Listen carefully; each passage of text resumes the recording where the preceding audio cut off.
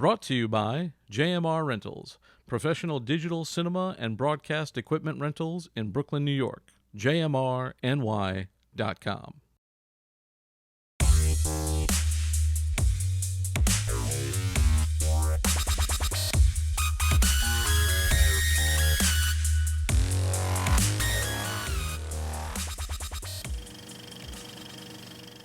Hello and welcome to No Rest for the Weekend. I'm Jason Godbey, and joining me via Zoom today, he is a celebrated director. He's been on the show before.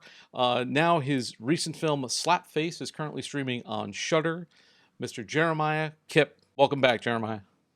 Oh, it's so great to be here. I'm so happy we're talking again. Yeah, man, it's been a while. It's been a minute since we got a chance to talk. The last time I think you were on the show, which was many seasons ago, I think you actually talked about the short film that you had made for Slapface. And that Right. was what, like 2018 or something like that? Yeah, it must have been 2017, 2018, somewhere in that area. Yeah, we made the short, and the way that came about was that the director of photography that I always work with, Dominic Seville, he knew that I had this feature-length script that I'd been trying to get made, and for various reasons it hadn't happened. So I just put it away in the drawer and said, well, it's probably not going to happen. I'll go do work for hire. And Dom said, hey, why don't we shoot a 5-minute version of your feature Slapface for my reel? I'd like to get some fantasy stuff. I'll give you $5,000. I'm like, that sounds great. Let's go make a movie. And he's like, well, why don't we do a little crowdfunding, and maybe I don't have to spend $5,000. So we raised the money. And he said, that's a good thing, because I didn't have $5,000 at all. I just wanted you to fulfill your dream and like make your movie. And, I was torn between wanting to give him a big hug or a punch in the snout. But I really do owe Dom a lot of credit for making this possible, because if he hadn't tricked me into doing this, then we wouldn't have made the short. And that was a really good experience. And after we made that short film, I said, look, if we never make the feature, at least I've told a version of this story. I've told the tale. If the feature never gets made, at least we can put something out there into the world. And we had a really successful festival run. We played for like 3 years, and we won some awards, and we got a lot of attention, and people really responded to and liked the movie. And I would always say during Q&As that this was a proof of concept for a feature-length version. So probably 2 years into the festival run, these producers named Joe Benedetto, based in New York, and Mike Manning, based in Los Angeles, they were looking for a horror film. They wanted essentially a dysfunctional family drama with a monster in it, because other films had come out like Hereditary and The Babadook and The Witch, all of which are excellent films that didn't exist when I was trying to get Slapface made years earlier. So now there was a frame for a certain kind of character-driven horror movie that could use the monster. Some people could take it as a metaphor for bullying or abuse or whatever, and other people can say this is a straight up character-driven story about a lonely boy making friends with a monster. Either way, we were able to get the financing for the movie. Mike Manning found a bunch of really great investors who cared about the movie and wanted to see it realized. And off we ran. Like, once we agreed to do it, 8 months later, we were all on set for day one of principal photography, which was a remarkable experience. Just to have gotten there was really a dream come true, because I've been trying to do this film for so many years and not able to. And now finally, here we are, day one of principal photography. There's the little boy, there's the monster, there's our crew, which was mainly composed of people I've worked with over the many, many years I've been directing. So Dominic Seville came back as the director of photography, the production designer, the gaffer, the key grip, the sound mixer, the first assistant camera person. These were all people I had long-term relationships with who were really rooting for me.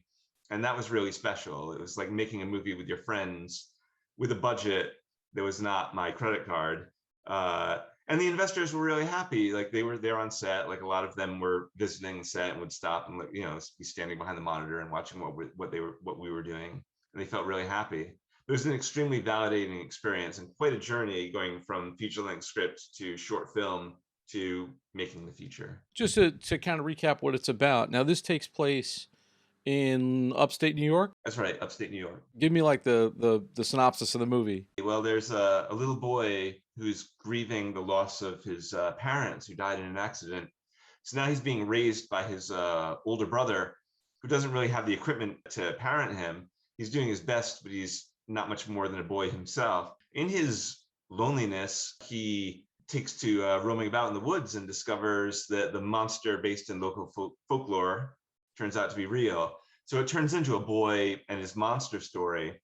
But anybody who thinks that we're doing the Fox and the Hound or like a friendly Disney fair is woefully mistaken, because the boy and the monster, the relationship grows increasingly complex and violent in ways that the boy and the beast could not have possibly imagined.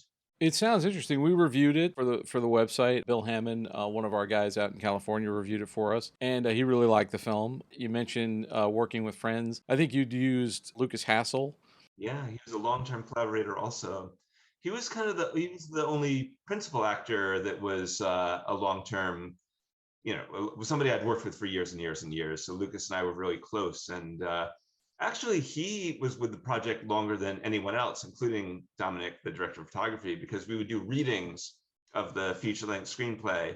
And I would always ask Lucas Hassel to be read the screen directions. Because he's a very compelling reader, and he's also a great writer and a great filmmaker himself, and I would always value his feedback. And I always thought that the person reading the script should be the best actor, because my scripts are very visual, there's not a lot of dialogue, so you need somebody to compel the audience forward. And I would always instruct Lucas, make the monster feel very real for the audience, because the monster doesn't speak.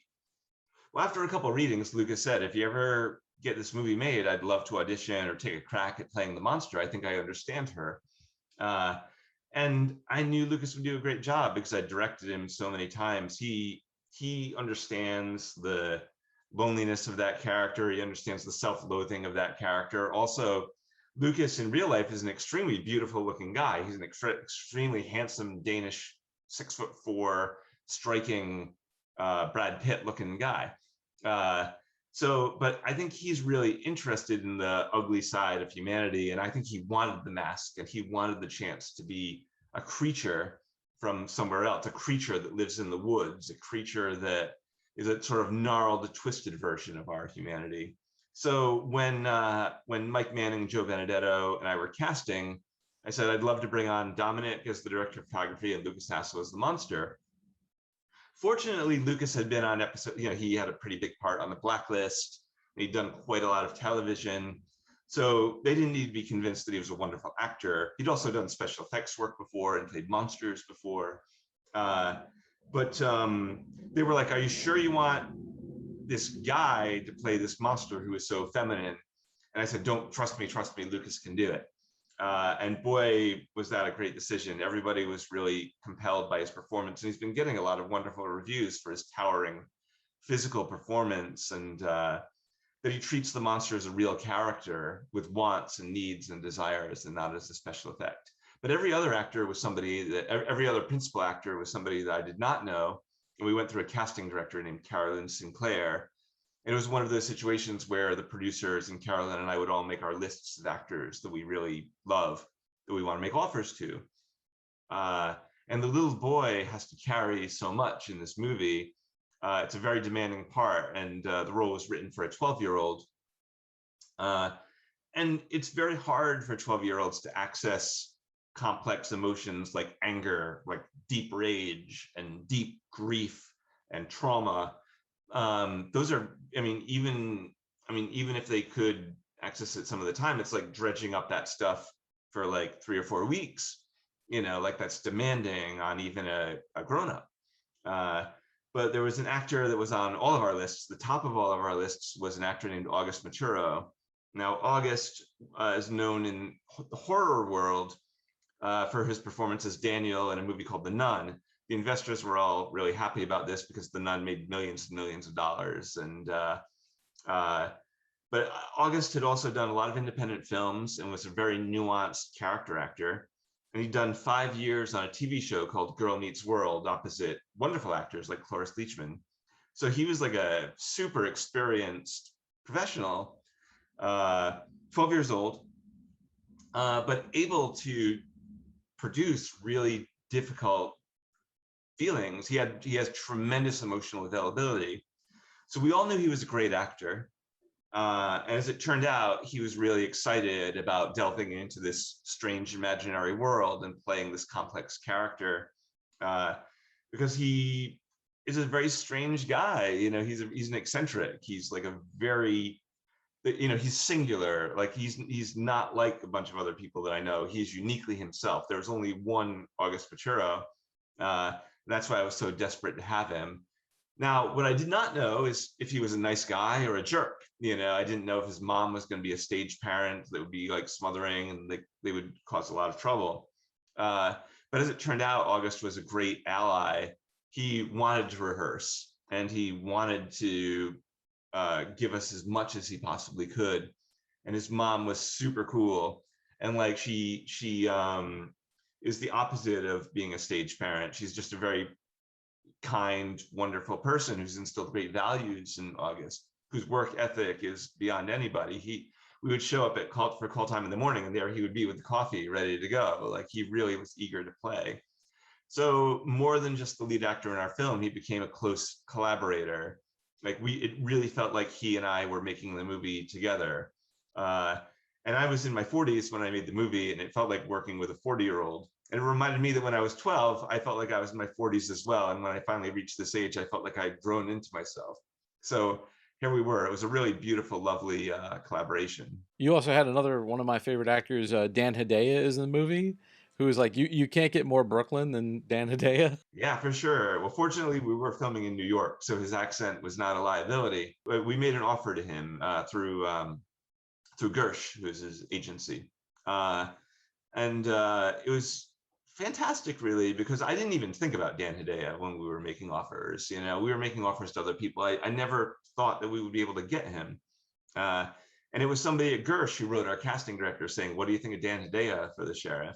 And then all of us stopped and said, "Oh my God, Dan would be amazing." Like, and I remember watching Blood Simple, which was the debut feature from the Coen brothers, which was him and Frances McDormand and Emmett Walsh.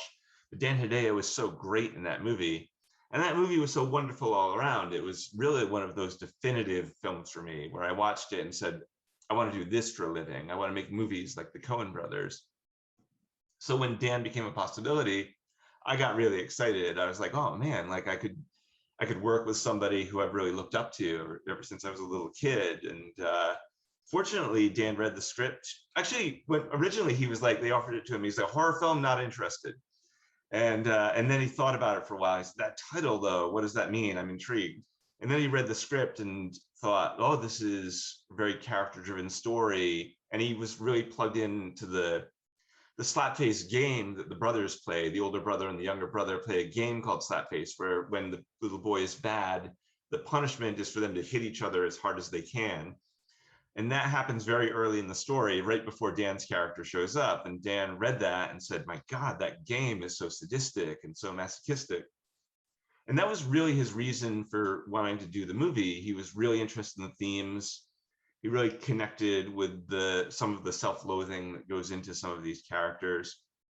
And we didn't get to rehearse with Dan, but when he showed up, we talked for an hour. And you know, he's done 200 movies, so he can do every different version of the sheriff that there is. You know, it's like, well, what kind of a sheriff do you want? And the way that he got there was he wanted to talk about the themes of the movie. He wanted to talk about the entire canvas of the story because he's also a painter. And I think that he thought of himself as a piece of the mosaic. He's like, how do I fit into the larger world of your story? What is your larger story, so I know where to pitch my sheriff? And then he knew that it was going to be grounded and realistic and naturalistic, and that he should just play it very simply and very truthfully. I'm happy to talk about Dan longer because I really loved working with him. Our first scene that we shot with him, I like to rehearse and I like to do a blocking. So we block out the whole scene with the actors. Everybody figures out what they're going to do. We're outside of the police station. A bunch of real cops from the Fishkill Police Department are there. And then there's Dan. And so we're all like rehearsing, but Dan is not doing anything. He's not acting. He's just saying the lines. He's dead-eyed, giving us nothing. And the other actor, Mike, comes over to me. He's like, "What do I do? What do I do? He's not giving me anything." And I'm like, "Well, just play it as if your father is angry with you. Play it as if your father is disappointed in you." And Dan, of course, misses nothing because he's always paying attention. He immediately walks over to Mike and gives him hand warmers and starts acting very paternal to him. And then when we shoot the scene, the paternal thing shut off and he became very cold and very, he became the dad who was disappointed with him and who was like, "Get the fuck out of here. You and I are done." We finished the scene. Everybody was really happy. All right, great. We're moving to the next location. Dan comes over to me. He's like, "I see that I scared you a little bit." I said, "Yeah, that was unexpected." He said, "Well, I just don't like to show it during rehearsal because I'm afraid that if I do it during the rehearsal, I won't be able to do it during the take. And I'd like to be able to surprise myself." And I'm like, "Well, that's great. That's good to know. Well, that's what we'll do from now on." But then his next scene was with August, the little boy. And like when they were rehearsing, Dan wanted to build a connection with August. So when they were rehearsing, Dan wasn't really, I mean, he would say the lines of the sheriff, but he was copying August. So if August would do this, then Dan would do this. And if August scratched his nose, then Dan would scratch his nose. And Dan was matching his breathing. He was doing all these mirroring exercises, which a lot of people do when they're dating. It's like a way to forge a quick connection with somebody else subliminally and subconsciously. And it really did create a bond between August and Dan, so that when they shot their scene together, it was as if they had known each other for a very long time. They were close. And it was really, really fun to watch and really, really beautiful to see how Dan behaved differently around a very young actor to everybody else. I loved spending time with him. He was wonderful. He was an ensemble player, but everybody in the cast was. I mean, we were really fortunate. We picked the actors that we wanted. Everybody in the movie was somebody that I wanted to work with, whether they auditioned or whether we made an offer to them. So August Machuro, Dan Hedaya, Mike Manning, Lucas Hassel, the Bianca and Chiara D'Ambrosio played these sinister twins, and Mirabelle Lee plays August's girlfriend. All of them were really fantastic to work with. And Libe Barrere from the TV show Sneaky Pete, which is no longer on, but I remember watching her on that show and thinking I always wanted to work with her. And here we are. It was really fun. They were a really great group, and they really cared about the movie, and they put an investment into the movie in terms of their acting and their passion for the project. So it really did have that feeling of a company putting on a show. Were you guys filming, was this like pre-COVID or were you filming during COVID? We were really lucky. We shot it the fall and winter before COVID. So we shot it at the end of 2019. And then we did pickup shots in March 2020, right before New York shut down. So, we were in that space where, like in Europe, COVID was happening, and we still didn't quite know what it was going to look like here, or we were just putting our heads in the sand like ostriches, like being like, we don't know what this is going to be. Well, let's get the movie in the can before whatever happens is going to happen. So we did the last pickup shot, and then New York shut down like 2 days later. And we edited during the pandemic, which was really great because here we are in lockdown. And it was really fantastic to be having something to look forward to every week, where we're turning around new edits of the movie. We're really working on Act 1. We're really working on Act 2. The editor, Katie Dillon, said that lockdown was no different than regular life for her, because the editor is always kind of trapped in a little room. But for the rest of us, it was creatively rewarding to have something that we could put our hearts and souls into while we were indoors. I'm really happy we shot this film pre-pandemic. Even though people are shooting again, I'm shooting another feature in a couple of weeks, and shot a few films during the pandemic, and it's just very different. It's very strange. It's like you're making films wearing a mask, and so much subtle nuances conveyed through nonverbal communication through your face. So just learning new ways of dealing with these strange new realities we have upon us.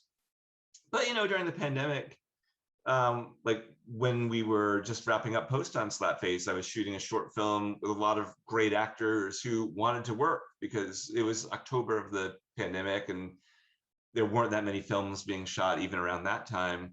So, suddenly we're on set with Academy Award winner Melissa Leo and Michael O'Keefe, who's had this incredible career. A lot of people probably know him as Danny Noonan from Caddyshack, but he's done like a million movies and a bunch of TV shows. He's a great actor. So there we are on set, like a crew of like 8 people spread out and these brilliant actors performing. That's a movie called Drop and Stare, which is hitting the festival circuit right now.